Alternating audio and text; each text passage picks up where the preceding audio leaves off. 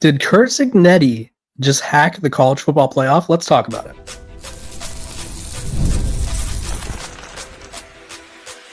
You are Locked On Buffs, your daily podcast on the Colorado Buffaloes, part of the Locked On Podcast Network, your team every day. What is up, y'all? I am Kevin Borba, host of Locked On Buffs. We are free and available wherever you get your podcast. So do me a favor, hit that like button, hit that subscribe button, and make sure to follow wherever you get your podcast so that way you don't miss out on a moment of the coverage, because we got all things Colorado, all things Deion Sanders, Shedeur Sanders, Travis Sanders, Shiloh Sanders, whoever it is, Jimmy Horn, LeJounte Wester. We got you covered here, and you won't want to miss it. Curt Cignetti, Indiana head coach. And you're probably wondering, why is he leading with the Indiana segment? Because I think Curt Cignetti just exposed a fatal flaw in college football that I think more teams could adopt until there's a solution. I don't know what that solution is. And I'm going to play devil's advocate for both ways. So that way you can hear why it'd be a good idea and you can hear why it'd be a bad idea. So today, Big Ten Media Day, Curt Cignetti's talking to the media, and he was basically talking about how the Indiana has changed their non-con games. They had a game with a home-and-home with Virginia that had been signed and announced in 2021, and they canceled it. And instead, they're going to be playing teams like Old Dominion, Kennesaw State, who's brand new to the FBS, Indiana State in the non-conference portion. Old Dominion was 5-7 last year. Kennesaw State was 2-10. And then obviously FCS program, there's already a bit of a drop off there, but Indiana State went 4-8. He said, I could take the approach of one of the other schools in the state and said, or excuse me, wrong quote. I'm reading the wrong thing. But he said along the lines that he's following the SEC way of scheduling. That was his quote, right? He said, 12 of the 16 SEC teams play 3 G5, Group of 5 teams, or an FCS game. 12 of those teams played 36 games, 29 G5 games, and 7 FCS games, and have one less conference. We figured one less conference game.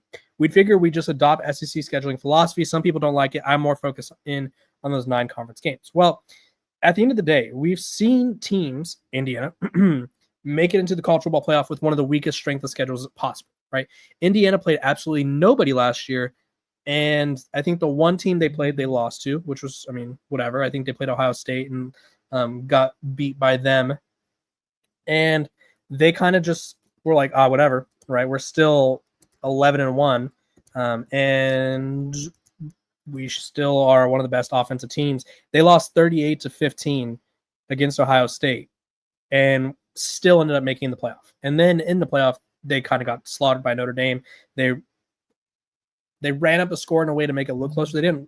I guess it's hard to run up the score if you're losing. But should more teams, this is the question that I'm getting at here, should more teams adopt this model? For the Big 12 in Colorado, I could see why, and I'll explain this right now. Colorado has conference games against Houston, BYU, TCU, Iowa State, then another 3. So there's 4. Then another 3 against Utah, Arizona, West Virginia. So you're at 7. And then Arizona State and Kansas State. So Big 12 playing 9 conference games, right? So there's already that built-in disadvantage. Colorado is playing Georgia Tech this year. Georgia Tech is a team that will probably be 3rd or 4th place in the ACC and could really hand Colorado a loss week 1, right? I don't foresee that happening. I think Colorado could beat them. But that being said, there is a path to Colorado getting beat week 1 by Georgia Tech. And you start the season 0-1, and all of a sudden there's a lot of questions, especially for a program like Colorado where everything they do is magnified times a bajillion. So there's that, right? They play Georgia Tech, Delaware, and then Wyoming. Wyoming is going to be a tougher route than I think people realize, and Delaware is a solid FCS team that's made the jump to the FBS. So Colorado is currently playing a really good ACC team and a couple of lower tier G5 teams. Now, what they could do, like we look ahead to 2026, and Colorado is going to play at Georgia Tech, against Weber State, at Northwestern, which Northwestern is typically not good, but road game against the Big Ten team, challenging. That gets a little difficult, right? And then there's going to be a matchup somewhere else down the line where it's like, let's look at 2027. And in 2027, Colorado plays Colgate, Northwestern, and NIU. A little more favorable, right? 2028. And this is assuming like Deion Sanders is still there and they're recruiting at a high level. Colorado plays UMass at Florida in Gainesville in Northern Colorado, right? The competitor in me, the college football lover in me says, I don't want everyone to just schedule these G5 FCS programs that they're going to beat up on every single year. And I think in a way it puts more of an emphasis on conference play, but at the same time, it takes away a chance for a signature win, right? If Colorado in 2028 goes to Gainesville, beats Florida, regardless of how good they are, that's a big win. That's a good win, right? Beating any SEC program, let alone one of the key SEC programs, which is like Bama, Georgia, Texas, Tennessee, Florida, beating one of those on the road, big deal, right? So the reason to do it is easier path to the playoff in essence, right? You don't have to worry about, like, say you play all three of your non-con games right away. You're starting 3-0 every year, right? Then you dive into conference play, and maybe you have more room for error because you're automatically undefeated. Now, here's where the negative stuff comes into play. I think it hurts the value of college football in a sense where it's like you're just beating up on lower tier programs at the first 3 weeks. So everyone's just like, hey, the first 3 weeks of college football don't matter, right? We don't want that, right? It takes away marquee matchups. It takes away an opportunity for Colorado to play a program like Florida, Northwestern, assuming they were good. Like, say Northwestern goes 8-4 this year or 7-5. Colorado playing them next year. I mean, it doesn't hurt Colorado to play against a decent Northwestern team, right? It boosts them up, especially on the road. Same thing with Florida. Same thing with, like, if they're playing Alabama or Georgia, right? If Alabama and Georgia are decent and Colorado beats them, that's a signature win, right? That looks better on the resume. That boosts the strength of schedule. If the strength of schedule model, which I'm going to get to the FPI in a little bit, but let's just look at the Big 12 strength of schedule. The highest strength of schedule in the Big 12 is Oklahoma State, who has the 39th remaining strength of schedule, or the 39th strength of schedule in college football. For comparison, if you look at the ACC, they have 17, 24, 33, 35, 36, and 40, 41, 42, 43. You look at the Big 10, 12, 18, 19, 21, 22, 23, 25, 26, 27, 28, 29, 30, right? So the models that are used to measure, and I don't think the FPI is a big playoff thing, but it's something like that. The models that are used to measure strength of schedule don't value the Big 12, right? So if you're solely relying on going undefeated against 3 group of 5 teams, and then say you beat up on the Big 12 programs, the Big 12 is currently not getting that respect. So you very well could, like Arizona State this past year, they win the Big 12 and they weren't a top 4 seed, right? They gave the nod to Boise State. Well, I mean, that could happen again, right? I think with the playoff expanding, you're going to get in, but you're probably not going to get a prominent seed, right? So you're, in essence, hurting your chance more for a committee that has proven and shown they don't respect you, right? So do you want to give them more reasons and opportunities to snub you, to disrespect you? I would say no. So while I think the SEC model, like for Indiana, it works because Indiana, let's pull up their schedule this year. Indiana 2025 schedule. Indiana currently has, in terms of strength of schedule, the 30th strength of schedule in the country, which in the Big 10, there's only 6 teams that have a worse one, and they're all within the top 65, right? And only Maryland isn't in the top 45. So Maryland, they obviously have a cakewalk apparently.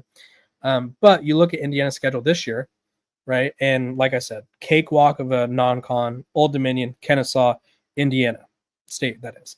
Then they play Illinois, at Iowa, at Oregon, Michigan State, who's not very good, UCLA, who's probably not going to be good, at Maryland, probably not good, at Penn State, that's a tough game, Wisconsin, they're mediocre, Purdue, terrible. So you're realistically, I'm looking at Illinois, Oregon, Iowa. You win, you could probably lose 2 of those games and still have a case to make the playoff because your strength of schedule is that good, right? Right now, the Big 12 doesn't have that luxury. So I don't advise on that. I do think it's an interesting hack. I could see why certain programs and certain conferences would gravitate towards it. But me personally, I don't think that's the move for the Big 12. When we come back, we're going to talk a little bit more about the FPI, where it has Colorado, what I think about it, and more.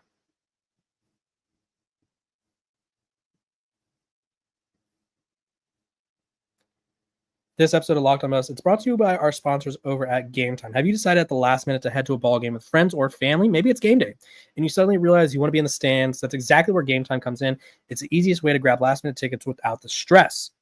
Gametime is the official ticketing partner of Locked On MLB, making it easy to browse the app for an exciting upcoming MLB game. Whether it's the Dodgers playing against your favorite team or whoever it is, you want to go check Shohei Ohtani out. The one time I saw him play, he went 0 for 4 with 4 strikeouts, 3 strikeouts. It was terrible. But you don't want to miss out. They have seat views right in the app, so you can see where you're sitting, what your view would be before you buy, so you know exactly where you'll be. So take the guesswork out of buying tickets at Gametime. Download the Gametime app, create an account, and use code LOCKEDONCollege for $20 off your first purchase. Terms apply. Again, create an account and redeem code LOCKEDONCOLLEGE for $20 off. Download the Gametime app today.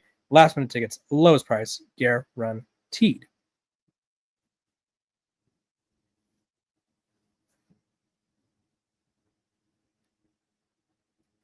Let's talk FPI. I think it's a nice measure preseason of where the models base how good they think Colorado is. And if you're not familiar with the FPI, this is the explanation they give you. The FPI is a measure of team strength that is meant to be the best predictor of team's performance going forward for the rest of the season. FPI represents how many points above or below average the team is.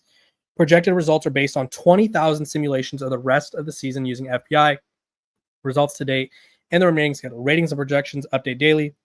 FPI data from seasons prior to 2019 may not be complete. So it values strength of record, strength of schedule, remaining strength of schedule, game control, average in-game win probability. So is this team sort of coming from behind at the very end? Is this team sort of in control of the games, right? When you look at the Big 12, one, I already said strength of schedule, not valuable. Oklahoma State, only team within the top 40. Colorado only has 3 teams within the top 50, Big 12 only has 3 teams in the top 50. In terms of the FPI ranking, though, Colorado has a lot of teams in the mix. They have 1, 2, 3, 4, 5, 6, 7, 8, 9, 10, 11 teams within the top 50. They have 4 teams within the top 30, but only 2 of those teams are within the top 25, right? Kansas State, 21, Arizona State, 24. Colorado comes in ranked in the FPI at 49th. So they're a little bit towards the bottom, right? The only teams that they're better than, according to the FBI, Cincy, West Virginia, Oklahoma State, Arizona, Houston. Now, I think they're wrong about Houston. They have Houston dead last. I think that's a total miscalculation, but I mean, this will all play itself out. Strength of schedule, like I said earlier, if you guys missed it, welcome for those of you who are just joining us. This is Locked On Buffs. I am Kevin Borba. Colorado has a strength of schedule of 67. I do think Colorado's schedule, it has some, this is how I view Colorado's schedule. I think there's challenging games, and I think like there's games and stretches where I'm like, damn, that'll make or break the season for Colorado. And then there's games where, like, I think in Colorado's first 6 games, their hardest matchup is against Georgia Tech. It's at home. 1, 2, 3, 4. I guess Iowa State at home is also a difficult one, but you've already beaten TCU on the road before. I think you could do it again, right? TCU is trying to save Sonny Dykes' job, but I think there is a path to where Colorado could start off 4-2, 5-0, or 5-1, 6-0. Worst case scenario, though, you beat Delaware and Wyoming, and you're 2-4. Now that'd be catastrophic. I think some people would lose some jobs. I think Coach Prime would probably make an adjustment for whatever coordinator is not living up to the standard. But the part that I think is difficult for Colorado, at West Virginia, against Arizona State, at Kansas State. That's a tough last few weeks in November. Granted, you get to avoid playing cold weather teams in cold weather. Now, you are a cold weather team if you're Colorado. So the Arizona State game is going to be a little chilly, probably November 22nd. But you're not playing at, say, Utah or in the snow against BYU or whatever. But I think the FPI has, at least in my, I don't want to say in my experience, but like, let's just look at where the FPI had Colorado last year. The FPI, I feel like, really undervalued Colorado last year until the very end. Once they started winning games, I feel like they started boosting up. But I think the FPI, for the most part, hello, I am live. I think for the most part, the the FPI misvalued Colorado. So I think I wouldn't read too much into it. It's a nice measure. It's a nice crutch, but this should not be our, I guess, our main sort of, our main sort of info that we go off of to determine if Colorado is going to be good. So FPI has Colorado towards the bottom. I think that's just one other thing that that Colorado's going to want to prove wrong. Now, the big question about Colorado is their offense. How are they without how are they without Shedeur Sanders with Caden Salter at the helm? How is the offensive line? Is the run game useful? Defensively, can they generate pressure on the quarterback again? Can they be the best secondary in college football like I think they could be? We'll have to wait and find out. But that's what college football's for. We're just going to have to wait for the games to be played. When we come back, we're going to talk about what Haynes King had to say about Colorado and Coach Prime. But first, a quick break.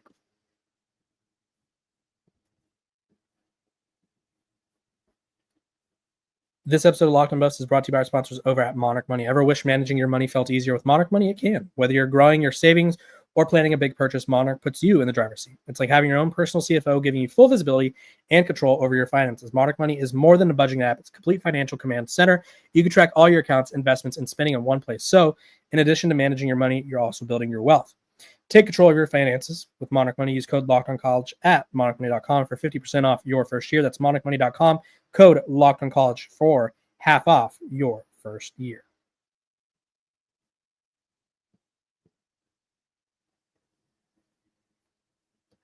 Welcome back to Locked On Buffs. Appreciate you guys for tuning in every single day, making me your first listen of the day. We're free and available wherever you get your podcast. Do me a favor, like, subscribe, follow, so you don't miss out on a moment of the coverage. Haynes King, he was at the mic the other day, ACC Media Days, and he talked about Coach Prime in Colorado, and this is what he said he expects to Colorado's defense. He says, I've watched them a little bit on defense already. The way they play, they're going to play fast, play physical, rally to the ball. There's not going to be a lot of mistakes. They're going to try and play mistake-free football, which I feel like that's generic. Most defenses do. And just play fast and rally to the ball. They're going to play physical, fast, and they're going to be coached really good because they have a lot of great coaches on the staff and great recruiters as well. I think Colorado's defense was underrated last year. I don't think it was talked about enough that they led the Big 12 in sacks because it wasn't Shedeur Sanders or Travis Hunter doing it. It's just one of those things where I think Colorado's success got clouded by its own success in a way, which, I mean, good problem to have. But I think for the casual college football fan, they were like tuning into Colorado to see, hey, how good is Shedeur doing? Or, hey, how good is Travis? Is Travis going to pick two people off, or is he going to, I don't know, is he going to make a diving or record a diving touchdown on offense, right? I think a lot of people missed the pass rush, right? And you have Jaheim Otis, who's going to be in the interior. He's going to be a force to reckon with. Arden Walker, pass rusher. Amari McNeil, he's pretty good in the interior. Samuel Kunolola, Arden Walker. Like, you have guys. You have Keaton Wade, if I didn't mention him already. You have a lot of guys. This is what he said about Coach Prime. He said, Coach Prime has done a tremendous job putting that team together and the amount of talent they have. I think people are starting to notice, right? And he says, I feel like this group is as hungry as ever. We don't like the word complacency, and this is him talking about Georgia Tech. And we don't allow that to happen. We don't like it here. Competition eliminates that. If everybody is in competition and competing each and every day, coming in here and trying to get better, that's going to eliminate the complacency in our program. I think Georgia Tech is a gritty program. I think Haynes King is probably one of the grittiest quarterbacks we'll ever see. He's probably going to run for 80 yards on 20 carries, and he's going to earn every one of those. Every one of those yards is going to be earned. He's a really good quarterback.